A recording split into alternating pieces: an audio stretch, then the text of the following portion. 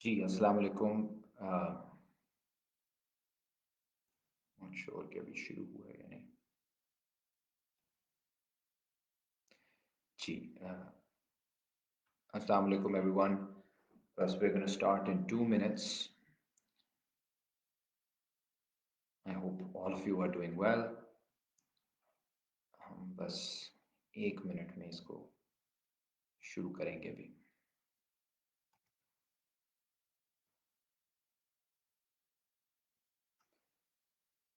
जी everyone, अस्सलाम वालेकुम again.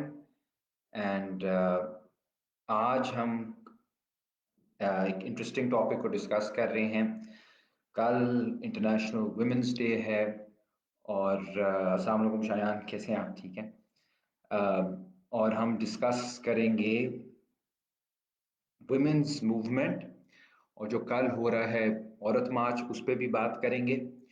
और जो आज ज़रा थोड़ी सी हम डिटेल में जो इंटेलेक्चुअली जिस चीज़ को हम थोड़ा सा परखने की कोशिश करेंगे वो ये है कि what is the exact relationship between the left and the feminist movement।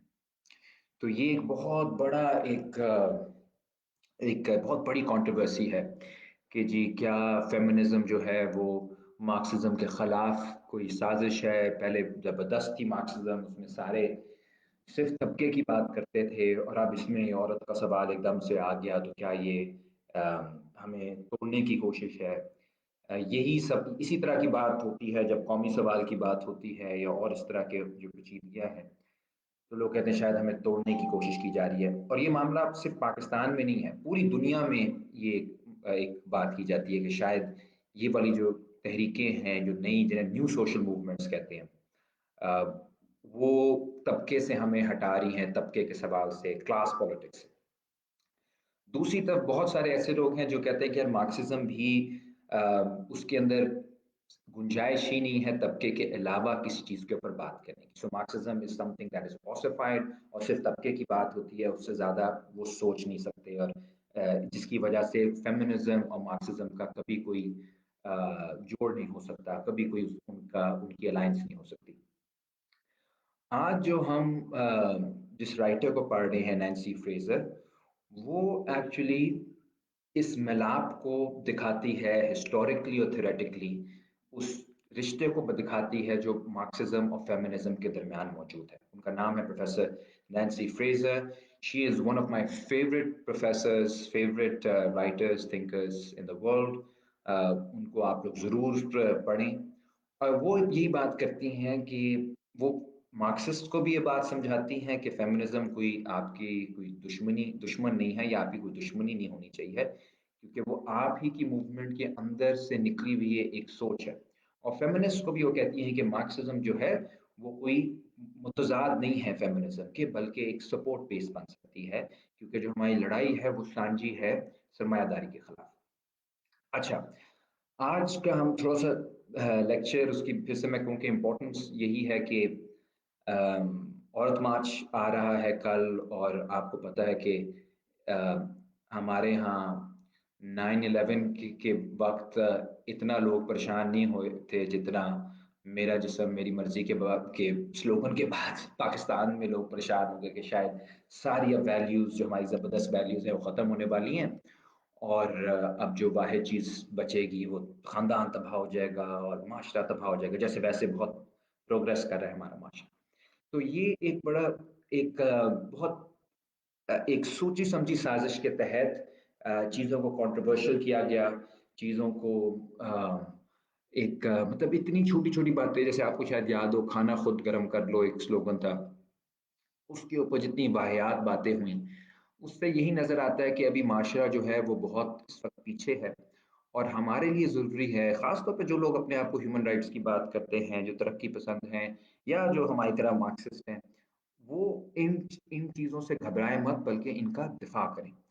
क्योंकि ये जो इस किस्म की तनकीद है, ये कल को किसी भी प्रोग्रेसिव मूवमेंट पे होगी, कोई भी तहरीक बनती है उसके ऊपर ये होती है। फॉरेन फंडेड है, फॉरेन आइडिया, तो एक तो हर चीज़ फॉरेन फंडेड हो जाती है। अभी भी ट्विटर पे एक चल रहा है ट्रेंड, फॉरेन फंडेड औरत मार्च। तो वो सबूत कोई नहीं लेकर आ सकते, लेकिन बस इस तरह की तोहमतें।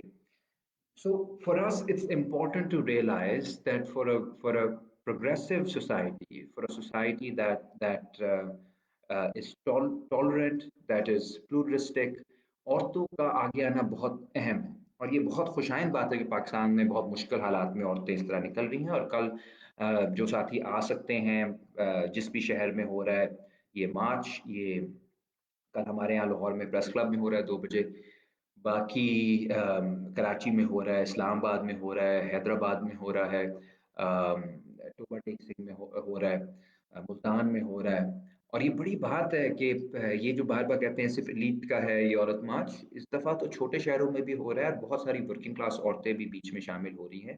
और औरत मार्च के ऑर्गेनाइजर्स ने इस दफ़ा थीम भी हेल्थ रखी है, ख्वातीन। और उन्होंने बहुत ज़्यादा, यानी मेरे सामने है कि मैंने देखा है किस तरह उन्होंने काम किया है, मज़दूरों के इलाकों में जाके औरतों को ऑर्गेनाइज़ किया है, हेल्थ पे बात की है। तो अक्सर ये मीर बता रहे हैं सखर में भी हो रहा है। सो ये बहुत फिर तकलीफ दह बात होती है कि लोग इतनी मेहनत करें और एक्चुअली वो इश्यूज उठाएं जो कोई और नहीं उठाता, लेकिन बाद में लोग कह देते हैं ये तो जी एलीट की सिर्फ चीज़ है। और एक और भी मुझे अफसोस होता है जब कोई भी चीज़ हो जाए यहाँ पे मतलब वो ट्रम्प की इम्पीचमेंट भी का भी मसला हो तो लोग कह देते हैं औरत मार्च वाले किधर थे, कब किधर थे जब ये हो गया, तो ट्रम्प को ये हो गया तो उसको ये हो गया। तो ये चीज़ों को डिफ्लेक्ट करने के बहाने हैं। हमें एक्चुअल थेरेटिकली चीज़ों को समझना चाहिए, ऑनेस्टली समझना चाहिए। और जहाँ पे अगर कोई आपको लगता है कमी बेशी, तो वो तो एक तरीक़ेकार होता है तनकीद करने का भी, वो हमारे पे भी होती है, वो औरत मार्च पे भी हो सकती है, वो किसी पे भी हो सकती है। मगर यहाँ पे जिस किस्म की तनकीद होती है वो अमूमन बात को दबाने की, डिफ्लेक्ट करने की एक कोशिश होती है। अच्छा, now I will quickly come to Nancy Fraser's argument. मुझे ये बहुत अच्छा इसलिए लगता है क्योंकि इन्होंने लिंक बताया है सरमायादारी निज़ाम का और फेमिनिस्ट मूवमेंट का। अच्छा जी, अब हम शुरू ये करते हैं, नैन्सी फ्रेजर कहती हैं कि जब हम अब थोड़ी सी चीज़ें मैं अस्यूम करूंगा कि साथियों को पता ही है कि मिसाल के तौर पे मार्क्सिज्म की जो बुनियाद है वो ये है कि किसी भी समाज के अंदर जो उसकी सोच होती है, जो उसका कल्चर होता है, जो उसकी पॉलिटिक्स होती है, वो मोड ऑफ प्रोडक्शन पे डिपेंड करती है। यानी जो आपके पैदावारी निज़ाम है उसके साथ जुड़ी होती है। और सरमायादारी के अंदर अगर आप देखें तो सरमायादारी के अंदर बुनियाद ये है कि जो मीन्स ऑफ प्रोडक्शन है, जो ज़राए पैदावार है, वो चंद लोगों के हाथ में है। ज़मीन, मशीनरी, फैक्ट्री, बैंक्स, पूरे पूरे कॉरपोरेशंस, वो चंद लोगों के पास है। और जो जो एक बहुत बड़ी तादाद है आम इंसानों की, उनके पास कुछ भी नहीं है माँ सवाए अपनी मेहनत बेचने के लिए। ठीक है, तो इसकी वजह से अब ये जागीरदारी निज़ाम से डिफरेंट हो गया, क्योंकि जागीरदारी निज़ाम के अंदर आप अपने ही गांव के अंदर पैदा होकर अपने ही जागीरदार के लिए काम कर रहे हो। यहाँ पे आप किसी भी जगह पे नौकरी कर सकते हो और आप आपके पास अपनी मेहनत है बेचने के लिए, और अगर आपकी मेहनत का कोई खरीदार है तो फिर वो आपकी मेहनत को खरीद लेगा। This in a nutshell is capitalism. और इंसान जो है वो अपनी मेहनत को सरमाए के लिए वक्फ कर देता है, सरमायादार के लिए। और जो बड़ा सरमायादार होता है उसकी खासियत ये नहीं होती कि वो मेहनत बहुत करता है, उसकी खासियत होती है कि कितने लोगों की मेहनत वो कंट्रोल करता है, कितने लोग का वक्त वो कंट्रोल करता है, कितने लोग की जिंदगियां वो कंट्रोल करता है। इसकी बुनियाद पे उसकी उस पैसे बनाता है। जाहिर अगर सिर्फ मेहनत का सवाल हो तो भट्टा मजदूरों से ज्यादा मेहनत तो कोई भी नहीं करता। जो स्याह फार्म थे, खासतौर पर गुलाम, उनसे ज्यादा मेहनत तो आज तक किसी ने नहीं की। लेकिन मेहनत का सवाल नहीं है, उनकी मेहनत जो ऊपर कंट्रोल करते हैं, पैसा वो बनाते हैं, मुनाफा वो कमाते हैं। So this is the basis of capitalism. Now Nancy Fraser कहती है कि ये बहुत बिल्कुल ठीक बात है, मार्क्स भी बिल्कुल ठीक ये बात करता है, लेकिन इसमें एक चीज हम मिस कर देते हैं। जो वर्कर जाके मेहनत कर रहा है, फैक्ट्री के अंदर अपनी मेहनत बेच रहा है, उसने सिर्फ प्रोड्यूस नहीं करना, उसने अपने आप को भी पालना है। In other words, not only production is important but reproduction is also important। इसका क्या मतलब है? इसका मतलब ये है कि जाहिर है उसके पास घर भी होना चाहिए रहने को, اس کے پاس وہاں پہ پانی ہونا چاہیے، الیکٹریسٹی ہونی چاہیے، آج کل کے زمانے میں انٹرنیٹ ہونا چاہیے، اس کے پاس بچوں کے پاس کوئی تعلیم ہونی چاہیے کے لیے کوئی فیسلٹیز ہونی چاہیے، کوئی بیمار ہو جائے تو ہاسپٹل ہونا چاہیے، جو آپ کی بنیادی بنیادی ضروریات ہیں وہ پوری ہونی چاہیے، تاکہ ایک شخص جو جا کے محنت کر رہا ہے فیکٹری کے اندر، یعنی اپنی محنت بیچ رہا ہے، وہ اگلے دن پھر آ کے اپنی محنت بیچ سکے۔ ورنہ تو اگر لوگوں کے پاس کوئی رہنے کی جگہ نہ ہو تو وہ تو پھر مارے جائیں گے۔ اور ہم نے، آپ کو یاد ہے، التھوسر ڈسکس کیا تھا کچھ مہینے پہلے، اور التھوسر کہتا ہے کہ نہ صرف ریپروڈکشن کے لیے یہ آپ کو چاہیے سارا یہ گھر شہر جو بھی میں نے بات کی ہے ساری، بلکہ نظریاتی طور پہ بھی آپ کو روز روز لوگوں کو ٹرین کرنا ہے کہ اگلے دن اپنے آپ کو پھر سے ورکر ہی سمجھے، یہ نہ ہو کہ اگلے دن اپنے آپ کو سمجھے کہ ہم تو برابر ہیں، تو ہم ورکر نہیں ہم بنیں گے، ہم حکمران بنیں گے۔ اور سوشلسٹوں کی کوشش یہی ہے کہ لوگوں کو اس کو، لوگوں کی سوچ کو، یہ جو نظریاتی ریپروڈکشن ہے سسٹم کی، اس کو چیلنج کیا جائے۔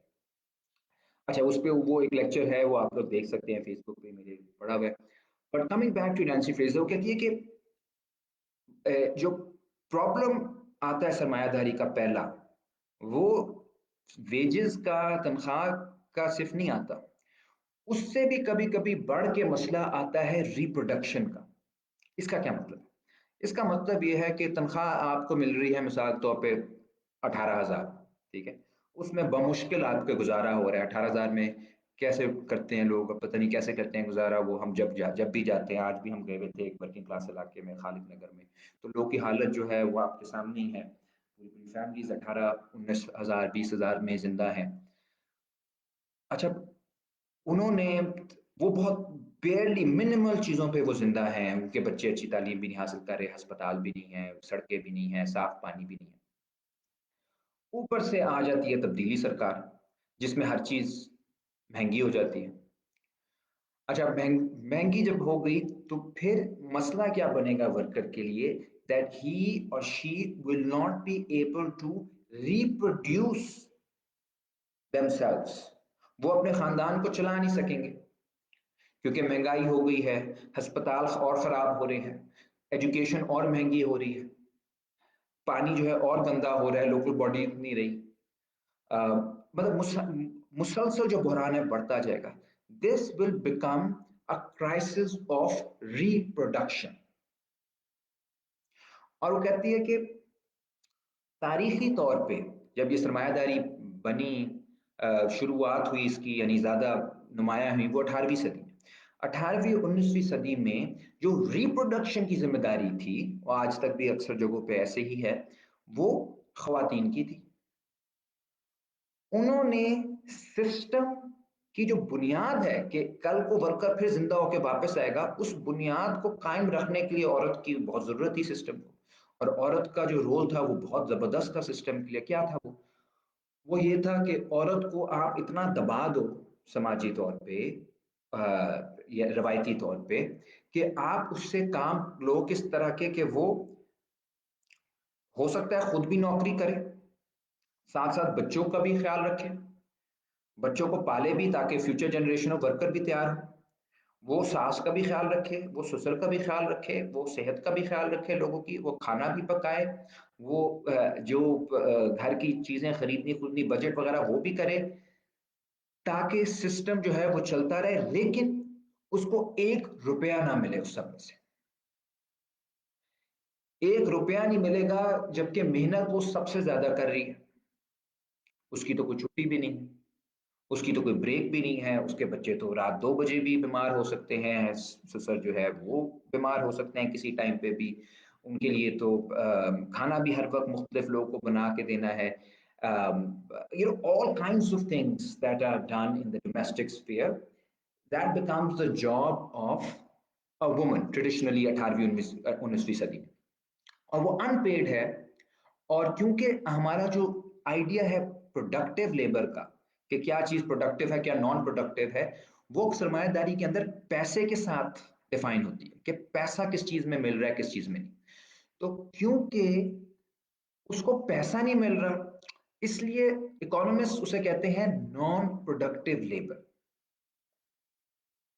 यानी जो औरत जिसकी सर पे पूरा निजाम खड़ा हुआ है वो नॉन प्रोडक्टिव लेबर कर रही है, और जो फैक्ट्री में काम हो रहा है वो प्रोडक्टिव है, क्योंकि उसमें से स्टील बन रहा है, टेक्सटाइल बन रहे हैं, और जो भी चीजें हैं वो बन रही हैं, which means that a woman is doubly exploited in this system.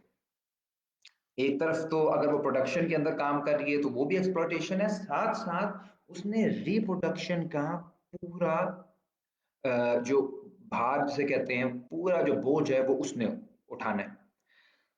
अच्छा, तो ये तो एक पहली इसमें बात हो गई।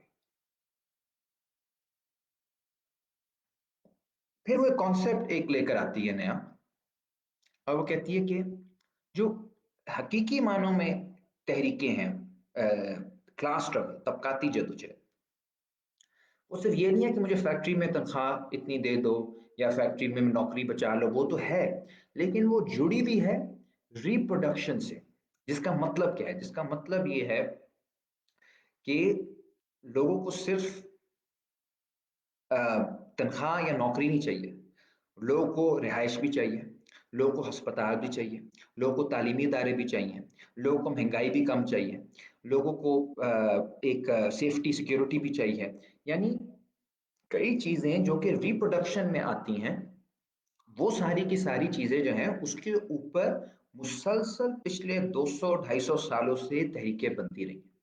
Right to housing, right to health, right to education, right to security and safety, right, महंगाई के खिलाफ राइट टू एक्सेसिबल कमोडिटीज। ये सारी चीजें जो हैं ये तबकाती जदोजहद का एक एक उसकी एक बिल्कुल सेंट्रल चीज है। अब वो कहते हैं कि ये सारी स्ट्रगल्स को बहुत सारे मार्क्सिस्ट ने कभी सीरियसली स्टडी नहीं किया। आप पिछले 30-40 सालों में तो हो रहा है बहुत ज्यादा, लेकिन मेन क्योंकि हमारा फोकस रहा फैक्ट्री के हद तक, वहां पे भी अब तो बहुत खवातीन है, लेकिन हमने ये नहीं देखा कि सिस्टम की जो लड़ाई है, बुनियाद है, वो घर तक है। और उन जो बड़ी तहरीकें हुई 19वीं सदी की, उसके अंदर ये बातें बहुत हुई कि यार बीमार हो रहे हैं बच्चे, बच्चे फौत हो रहे हैं, अस्पताल नहीं है, गंदगी है, पानी गंदा है। एक्चुअली एंगल्स जो मार्क्स का दोस्त था, कोलैबोरेटर था पूरी जिंदगी, उसकी जो सबसे अर्ली जो उसकी राइटिंग्स हैं उसमें एक है the conditions of the working class in England, और उसमें बताते ही है कि किन हालात में वर्कर्स उनके खानदान रह रहे हैं। तो वो कहते हैं कि यार यानी सिर्फ लड़ाई फैक्ट्री की नहीं है, लड़ाई तो इलाकों की भी है, साफ पानी की भी लड़ाई है, ये भी सोशलिस्ट लड़ाई है।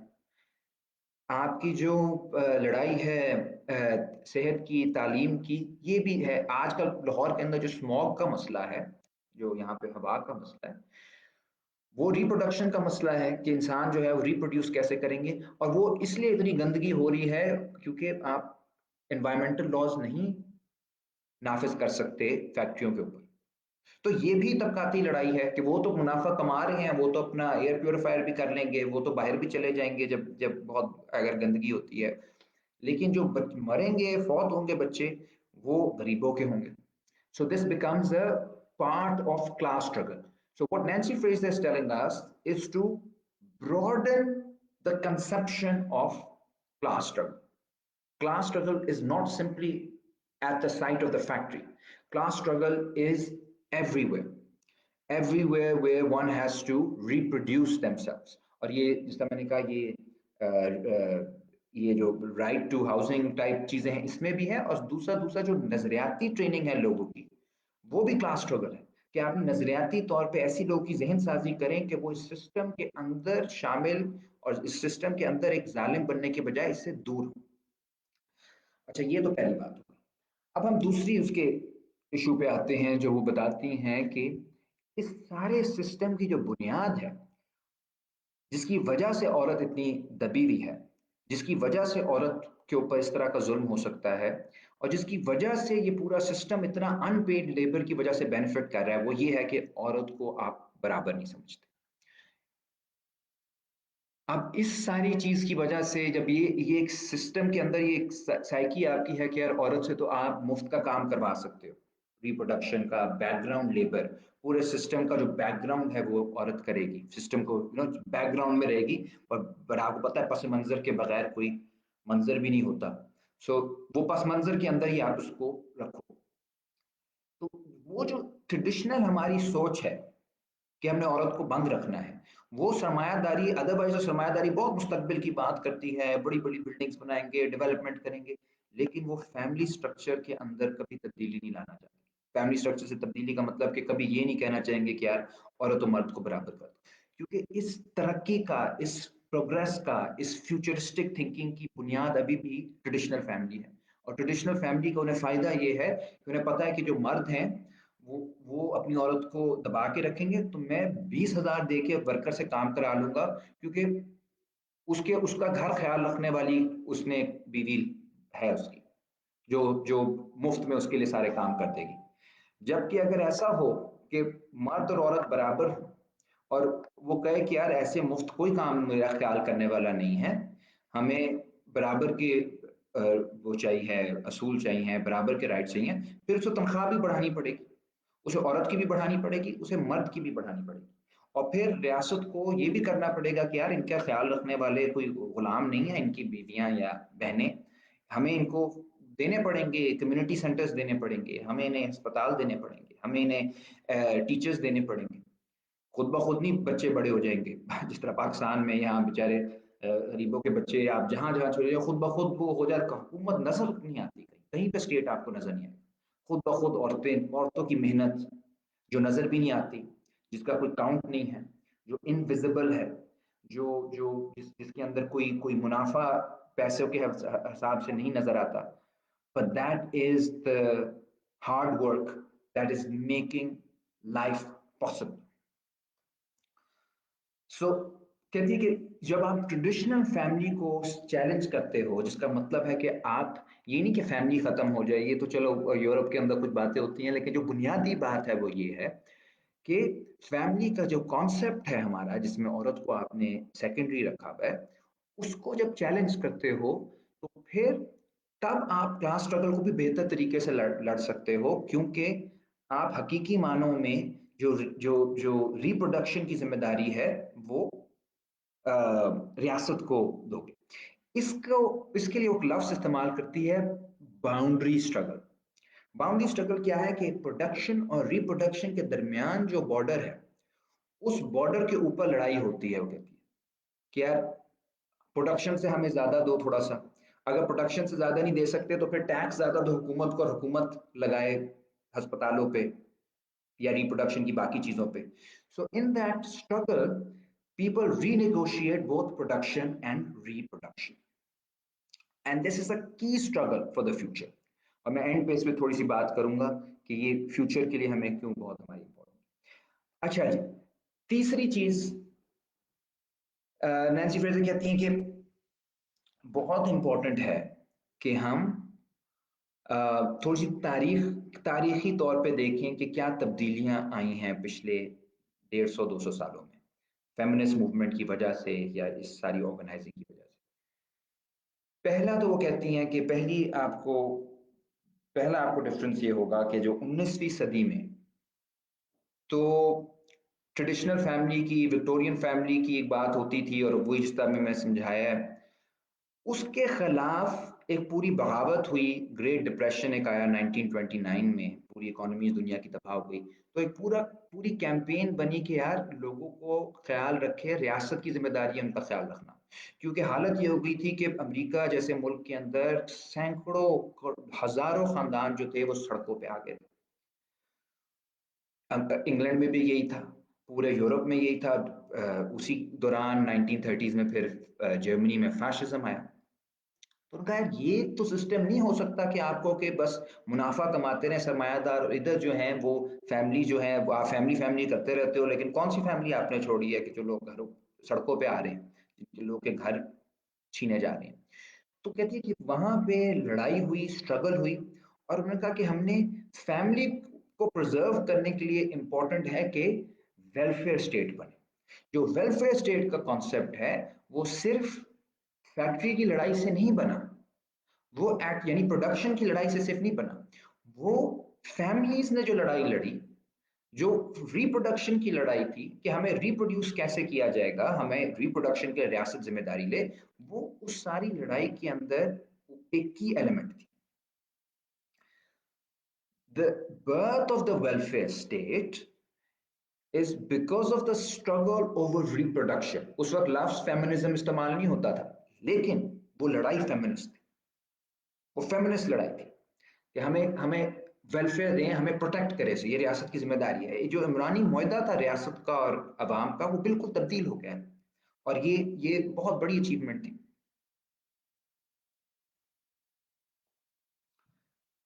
अच्छा जी, ये तो आगे आप इसे सोशल डेमोक्रेसी भी कहते हैं, वेलफेयर स्टेट भी कहते हैं. फिर वो कहती है कि 1973 में एक और एक आलमी बहरान आता है, वेलफेयर स्टेट का बहरान आता है.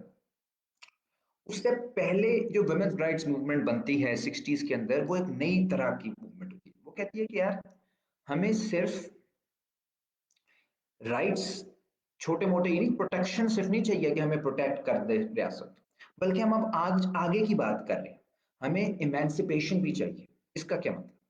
कहते हैं यार हमें चॉइसेस मिलें कि अगर मैंने अपनी जिंदगी खुद गुजारनी है तो मुझे थोड़ा बहुत राइट मिले कि मैं अपना फैसला कर सकूं, मैंने शादी करनी है नहीं करनी, किससे करनी है, मेरी जॉब क्या होगी क्या नहीं होगी. ये आइडिया था पहले कि यार औरतें जो हैं, आप यकीन करें इवन अमेरिका के अंदर ये आइडिया 50-60 तक था कि औरतें सर्जरीज अच्छी नहीं कर सकती क्योंकि डर जाएंगी. हालांकि मतलब डॉक्टर्स तब तक बहुत आ चुकी थी.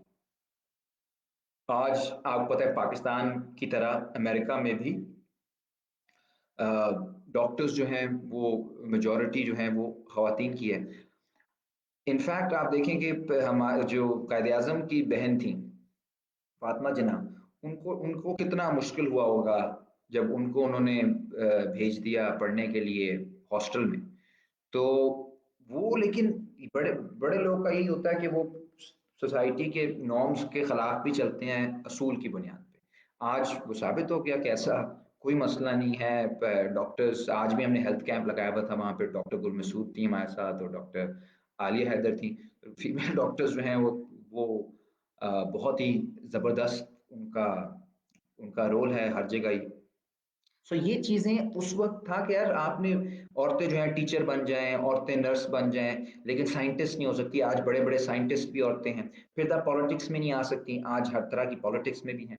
तो ये एक बगावत हुई 60s के अंदर, और उन्होंने कहा कि जी हमें बराबरी चाहिए. इसी के अंदर एक और तरह की भी, इससे भी रेडिकल फेमिनिस्ट थी, जैसे एंजेला डेविस एक हैं जो सियाफाम थी, जो कहती थी कि हमारे औरतों की जो आज़ादी है वो तब तक नामुकम्मल है जब तक हम तमाम जो मजलूम इंसान और इकवाम है उनके साथ नहीं जुड़ते.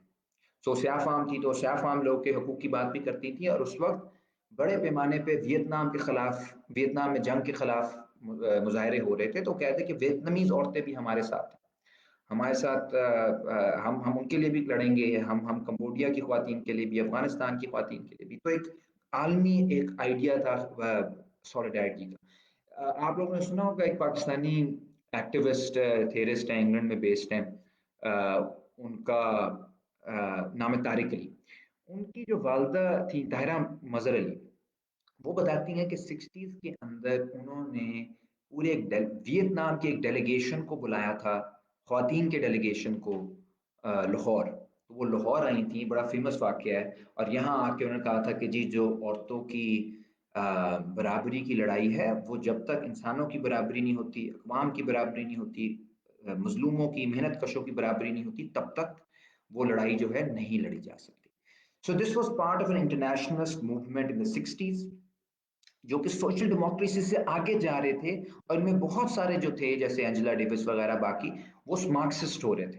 वो माओइस्ट भी, ब्लैक पैंथर्स एक पूरी मूवमेंट बनी जो माओइस्ट होगी, जिसके अंदर फेमिनिज्म की बहुत बातें हुई, और इस तरह की बहुत सारी और चीजें जो हैं, एक इंटरेस्टिंग किस्म की तहरीकें चल रही थी. अब हम आते हैं फाइनल इस चीज पे कि 73 के अंदर जो फाइनेंशियल क्राइसिस एक आता है अमेरिका के अंदर, और उसके बाद एक नई तरह तर्ज की इकोनॉमी आती है जिसको कहते हैं न्यू लिबरलिज्म. वो क्या चीज है? मैंने उसके ऊपर एक पहले लेक्चर किया है, वेंडी ब्राउन का एक लेक्चर है, वो आप लोग देखिएगा. लेकिन बुनियादी तौर पे آئیڈیا یہ تھا کہ ہمیں ویلفیئر اسٹیٹ اب نہیں چل پائے گا کیونکہ اس میں بہت فضول خرچی ہے، تو اب ہم لوگوں کو کہیں گے کہ یار آپ نے جو رائٹس لینے ہیں لے لیں، لیکن مارکیٹ اب فیصلہ کرے گی، ریاست ذمہ داری اور نہیں لے سکتی۔ اچھا، اسے یہ انگلینڈ میں مارگریٹ تھیچر ایک عورت ہی سے لے کر آئی، امریکہ میں رونلڈ ریگن لے کر آیا، اور انہوں نے کیا کیا کہ نینسی فریزر کہتی ہے کہ انہوں نے کہا کہ آپ لوگ فارملی لیگلی سب برابر ہو جائیں گے، ان دا سینس کہ اب کوئی بھی محنت کوئی بھی آگے آ سکتا ہے پالیٹکس کے اندر یا اکانومی کے اندر، کوآپریشنز کے اندر، جوڈیشری کے اندر، کوئی بھی آگے آ سکتا ہے، لیکن as long as they do not challenge the basis of the system. یعنی جو پہلے ایک ساری بات تھی کہ فیمنسٹ موومنٹ یہ کہہ رہی تھی کہ ہمیں پوری دنیا کو تبدیل کرنا ہے، اس کو انہوں نے چینج کر کے یہ کرنے کی کوشش کی کہ بس ہمیں اسی سسٹم کے اندر اپنا حصہ چھوٹا سا دے دو۔ تو اب اس کا کیا مطلب ہے؟ اس کا مطلب ہے کہ جو پالیٹکس شفٹ ہو گئی from revolutionary politics to identity politics, اور اس میں پھر ظاہر ہے اس طرح کی باتیں ہونے لگ گئی کہ ہلری کلنٹن اگر جیت جائے گی تو سب عورتوں کی جیت ہے، اس سے فرق نہیں پڑتا کہ ہلری کلنٹن ڈرونز کی حمایت کر رہی ہے یا لیبیا میں جس نے جنگ کرائی، یا اوباما اگر جیت جائے گا تو تمام سیاہ فام لوگوں کی جیت ہو جائے گی، اس سے فرق نہیں پڑتا کہ انہوں نے جتنا زیادہ ایون جو بلیک لائف میٹر ہے اوباما کے دور میں ہی ہوا، اور وہاں پہ پولیس کی ریسزم بہت شدید رہی، اور جو بمباری ہوئی، جگہ جگہ بمباری کروائی اوباما نے۔ سو اسی سسٹم کو، امپیریلسٹ سسٹم کو، کیپٹلسٹ سسٹم کو، اسی ایکسپلوئیٹو سسٹم کو آپ ایکسیپٹ کر لو، اور اس کے اندر ہم حصہ دے دیں گے سیاہ فام لوگ کو بھی، کچھ عورتوں کو بھی، کچھ اور آئیڈینٹیز کو بھی، تو بس اس پہ خوش ہو جائیں، کانفرنسز کرا لیں گے، کوئی پی سی میں، کوئی کہیں، لیکن جو میس آف پیپل ہیں ان کو ہم شامل اس میں نہیں کریں گے، سسٹم اپنے آپ کو ریپروڈیوس کرتا ہے۔ کہتی ہے یہ ایک بہت ہی افسوسناک ڈائریکشن میں گئی ہے پالیٹکس، اور اس سے وہ کہتی ہے کہ ہم نے فیمنزم کو بچانا ہے۔ Okay, this is the current situation. Now I'll just move towards the end۔ کہتی اب آگے ہم کس طرح سے سوچ سکتے ہیں؟ آگے ہمیں سوچنے کے لیے بہت اہم چیز یہ ہے کہ ہم بنیاد یہ رکھیں کسی بھی قسم کی پولیٹیکل تھنکنگ کی، کسی بھی قسم کی فیوچر پالیٹکس کی، کہ ہم ریپروڈکشن اور پروڈکشن کے رشتے کو واپس جوڑیں۔ اس کا کیا مطلب ہے؟ پہلے جس طرح میں نے کہا کہ پہلے ہم صرف پروڈکشن کی بات کرتے تھے اور ریپروڈکشن کی بات نہیں کرتے تھے، اب جو نیو لبرلزم ہے وہ صرف آئیڈینٹی کی بات کرتا ہے لیکن پروڈکشن یعنی سسٹم، سرمایہ داری کی بات نہیں کرتا۔ ہمیں ان دونوں کے رشتے کو جوڑنا ہے، کیونکہ اگر سسٹم کی بیسس یہ ہے کہ اس نے ہسپتال بھی ختم کرنے ہیں، اس نے پانی بھی گندا کرنا ہے، اس نے اسکولوں میں سے فنڈنگ بھی کم کرنی ہے، اس نے لوگوں کو بے روزگار بھی کرنا ہے، تو یہ جو تباہی ہوگی وہ صرف کسی ایک کلاس، ایک طبقے کی یا ایک گروہ کی نہیں ہوگی، وہ عورتوں کے لیے بھی عذاب ہے۔ آج جن علاقوں میں آپ جاتے ہیں جتنی بے روزگاری ہے، مہنگائی ہے، وہ عورت کے لیے سب سے بڑا مسئلہ ہے، کیونکہ وہ آج بھی گھر چلا رہی ہے۔ تو آپ کہو کہ یار ہم عورتوں کو صرف حقوق کی تھوڑی بہت بات کریں گے، کوئی نیا لا لے آئیں گے، لیکن ہم اس نظام کی بات نہیں کریں گے جس کی وجہ سے عورت جو ہے وہ ایک بے روزگار خاندان میں رہ کے گھر کو چلانے پہ مجبور ہے، جہاں پہ اس کے بچوں کے لیے کوئی تعلیم نہیں ہے، اس کی صحت کا کوئی خیال نہیں رکھ رہا، اس کو کوئی مدد نہیں مل رہی ریاست کی طرف سے۔ تو یہ سسٹم کی کرٹیک کے بغیر، اس جدلیاتی رشتے کے بغیر، یہ چیزیں جو ہیں یہ پھر ون سائیڈڈ ہو جائیں گی اور معاملہ جو ہے وہ حل کی طرف نہیں جائے گا۔ اس سے ایک اور بھی بڑھ کے جو آج کل ایک ساتھ ساتھ مسئلہ ہے ریپروڈکشن کا، وہ ہمیں پتہ ہے انوائرمنٹ کا ہے، جو کلائمیٹ چینج کا مسئلہ ہے انوائرمنٹ کا، وہ بھی ریپروڈکشن کا مسئلہ ہے، کہ جو کیپٹلزم آج کا کیپٹلزم ہے وہ ہمارے پلانٹ کو ختم کرنے کی کوشش کر رہا ہے، یعنی پورے جس گلوبل وارمنگ جو ہو رہی ہے، for the first time our reproduction as species is in danger۔ So اکثر یہ کہتے ہیں کہ آج کل کے زمانے میں یہ آسان ہے سوچنا کہ دنیا ختم ہو سکتی ہے، ہر دوسرا بندہ کہتا ہے کہ یار دنیا ختم ہونے والی ہے، بس یہ قیامت کی نشانی ہے۔ لیکن اگر کوئی یہ کہہ دے کہ یار سرمایہ داری نظام ختم ہو سکتا ہے، تو کہتے ہیں یار آگے کیا آپ یوٹوپین باتیں کر رہے ہو، تو کبھی بھی نہیں ختم ہو سکتی، کیسے ختم ہوگی؟ جو چیلنج دیا تھا انیشل فیمنسٹ موومنٹ نے وہ یہی تھا کہ ہم ایک ان کا بھی سیمون ڈی بووار کا بھی ایک بڑا فیمس ہے کہ no one is free until everyone is free, جس کا مطلب ہے کہ ہم سب کو جب تک نہیں کریں گے آزاد، ہم سب کو جب تک نہیں دیں گے رائٹس، تب تک کوئی بھی آزاد نہیں ہوگا۔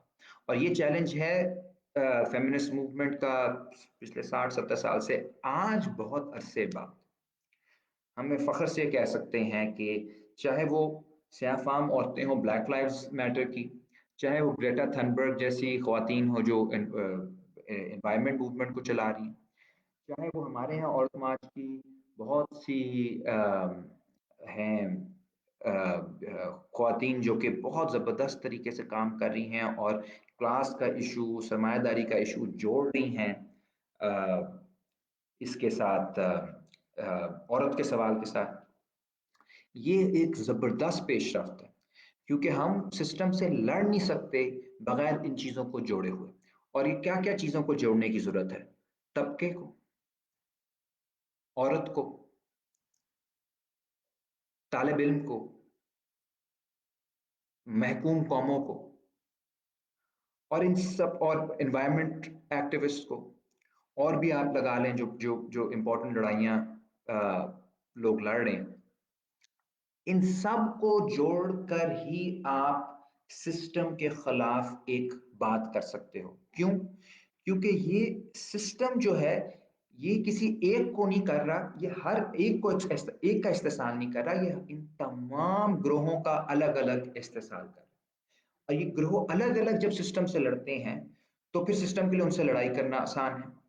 جب یہ مل کر لڑیں گے تو حقیقی معنوں میں آپ ان کو ہرا سکو گے، آپ ان سے لڑ سکو گے، آپ مزاحمت کر سکو گے۔ And I think that should be the target in which we see the commonality of our struggles. اور یہ ذمہ داری جو ہے یہ عورتوں پہ اتنی نہیں ہے جتنی اس وقت پاکستان کے حوالے سے میں کم سے کم اگر بات کروں یہ مردوں پہ ہے، کہ ہم کم از کم حقیقت کو دیکھیں۔ میں نہیں کہتا کہ تنقید نہ نہیں ہونی چاہیے، ہر موومنٹ پہ ہونی چاہیے، وہ تنقید ہینڈل کر سکتی ہیں خواتین، وہ ایسا کوئی مسئلہ نہیں ہے۔ بٹ امپورٹنٹ یہ ہے کہ آپ جو کام خواتین کر رہی ہیں آن دا گراؤنڈ ان کو پہلے اپریشیٹ کریں کہ یار یہ ایسے نہیں ہے فورن فنڈیڈ اس طرح کی، یا میرا جسم میری مرضی۔ میرے بھی والد صاحب نے بہت اچھی اس نظم بھی لکھی ہے اس سلوگن پہ کہ میرا جسم میری مرضی ہے۔ یہ ظاہر ہے یہ میں بھی اسی میں بلیو کرتا ہوں، آپ بھی اسی میں کرتے ہیں۔ آپ کے جسم پہ کسی اور کی مرضی ہو آپ کو اچھا نہیں لگے گا، میرے پہ ہو کسی اور کو کسی اور کی مرضی اچھا نہیں لگے گا۔ تو پھر ہمیں عورت کوئی اس طرح کی بات کرتی ہے تو بالکل ظاہر ہے میری بہن کے لیے بھی یہ سلوگن ہے، یا آپ کی بہن کے لیے بھی سلوگن ہے، اس میں کوئی برائی ہے نہیں۔ برائی لوگ کے ذہنوں میں ہے کہ جسم کے نام سے ان کے ذہن میں پتہ نہیں کہ کون سی فلمیں آ جاتی ہیں، جبکہ حقیقتاً یہ جو نعرہ ہے یہ بالکل بالکل ہمارے جو ایک بنیادی اخلاقیات ہیں ان کے مطابق ہے کہ آپ ظاہر ہے اسی طرح ہونا چاہیے معاشرے کے اندر۔ Now I will end by saying کہ کل والے ایونٹ پہ ضرور آئیں، اور اس سے پہلے میں ایک بک ریکمینڈ کرنا چاہتا ہوں جو ہمارے ساتھی نے ایک لکھا ہے، ایک پبلش کی ہے بلال ظہور فولیو بکس والے۔ Nancy freezer is one of the writers, one of the editors, feminism of 99%۔ یہ ساری مارکسسٹ فیمنسٹ جو ہیں خواتین انہوں نے لکھی ہے، اس میں تیتھی بھٹاچاریہ بھی ہیں، انڈین ہیں، اور بھی بہت زبردست کتاب ہے فولیو بکس نے پاکستان میں چھاپی ہے، اس کو ضرور پڑھیں۔ ایک دو سوال آئے ہیں جن کو میں آنسر کر دیتا ہوں بہت جلدی۔ بہرام ہمارے دوست ہیں وہ سوال کر رہے ہیں کہ جینڈر ریلیشنز پرائیویٹ پراپرٹی سے پہلے کیسی تھی؟ مختلف طرز کے تھے، یعنی ایک میں جوڈ بٹلر والے لیکچر میں بتایا تھا کہ یہ مردانگی کے جو کانسیپٹ ہیں وہ بہت ڈفرینٹ طرح سے اس کا کانسیپٹ تھا۔ مثال طور پہ میک اپ کرنا مردوں کے لیے ایک زمانے میں سمجھا جاتا تھا کہ उसमें कोई बुराई नहीं है। वो फिर जब हुआ मॉडर्निटी के अंदर, वो फिर एक उसकी स्फीयर अलग बन गई। Ways of being men and women were different. That does not however mean कि पहले बहुत अच्छा था और अब बुरा है। आई थिंक मॉडर्निटी के अंदर और आज़ादी के भी नए पहलू खुले हैं। So I mean we can probably do a more detailed response to that question at some point in future. But the important thing जो मैं इसलिए सवाल की इम्पोर्टेंस ये कर रहा हूँ कि अब हम रिवर्स कुछ नहीं कर सकते। हमें इसी सिस्टम के अंदर से जदलियाती तौर पे, इसलिए जदलियात इतनी इंपॉर्टेंट है मार्क्सिज्म के अंदर, जदलियाती तौर पे तजादात के जरिए हमें नई अपॉर्चुनिटीज को, नए मौक़ों को तलाश करना है, नए तर्ज की society. We can not go back into history, we will have to create history.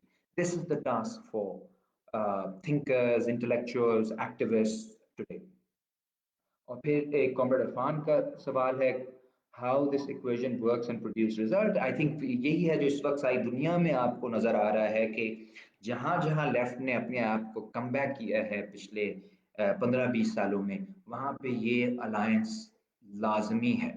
और उसका उस अलायंस की जो खासियत है वो यही है कि औरतों की बहुत पावरफुल तंजीब तहरीकें हैं। इस वक्त आप लातीनी अमेरिका में ख़ास तौर पे देखें तो वहाँ पे तो इस वक्त women's movement is the main movement that is fighting fascism. Argentina के अंदर, चिले के अंदर, पिछले दिनों एक चिलेन कॉमरेड हमारे साथ थी पैनल पे, मैं उनकी बातें सुन रहा था। वहां पे उन्होंने हजारों लाखों औरतों को मोबिलाइज किया फाशिस्टों के खिलाफ। और इससे बढ़ के क्या हो सकता है जवाब फाशिस्टों को, जो चाहते हैं कि औरत को दबाया जाए, जो चाहते हैं माइनॉरिटीज को दबाया जाए, जो चाहते हैं महकूम कौमों को दबाया जाए, कि ये सारे जो हैं ये आपस में मिल के एक अपनी स्ट्रेंथ दिखाएं। और अगर अच्छी बात यह है कि वो सारी जो तहरीकें बन रही हैं वो अपने आप को जोड़ रही हैं जो तबके के सवाल से, समायदारी के सवाल से, और नई पार्टीज सामने आ रही हैं, नई किस्म की ग्रुप्स, नए किस्म के ग्रुप सामने आ रहे हैं, नए किस्म के थेरी सामने आ रही हैं, फलसफे के अंदर नई किस्म की इनोवेशंस हो रही हैं। So it's a very very interesting time. जो बहुत रिवायती किस्म के मार्क्सिस्ट हैं वो इसको कबूल नहीं कर रहे और वो इरेलीवेंट होते जा रहे हैं सारी दुनिया में। इसी तरह जो कुछ कुछ खास किस्म की फेमिनिस्ट हैं जो कि बिल्कुल भी, जो सिर्फ पर्सनल आज़ादी तक बात करती हैं और टोटलिटी की बात नहीं करती, वो भी इस वक्त कमज़ोर होती जा रही हैं नई तहरीकों के अंदर। सो हमारे पास स्पेस है मिलके काम करने का। और अगर हम हकीकी मानों में अपने आप को प्रूव करें एज एलाइज, एज कॉमरेड्स, कि हम साथ खड़े हुए हैं, हम दिफा करेंगे, हम भागेंगे नहीं। मुश्किल, अगर हम मुश्किल चीज से भागना शुरू हो गए तो फिर तो कोई भी कल को हमारे साथ भी नहीं खड़ा होगा। अगर असूली तौर पे चीज सही है तो फिर हमें उसका साथ देना चाहिए। और हमारे पास बहुत बड़ा जखीरा है थेरी का, फलसफे का, जो बताता है कि फेमिनिज्म और मार्क्सिज्म बिल्कुल साथ चल सकते हैं और उन्हें चलना चाहिए। और पढ़ने के लिए ज़रूर वो किताब पढ़िएगा, फेमिनिज्म ऑफ 99%, जो फोलियो बुक्स ने छापी है पाकिस्तान में। उसमें नैन्सी फ्रेजर उसकी एडिटर हैं। बाकी कल आप सब साथियों से मुलाकात होगी लाहौर प्रेस क्लब, और जहाँ जहाँ साथी जो जो जा सकते हैं ज़रूर जाएं, मास्क ज़रूर पहने, SOPs का ख्याल रखें। इंशाल्लाह आप अगले हफ्ते हम माओ ज़ेडोंग के एक लेक्चर के ऊपर फिर से मिलेंगे जो कि कॉन्ट्रडिक्शन के आइडिया पर है। Okay, take care everyone, thank you so much, खुदा हाफिज़।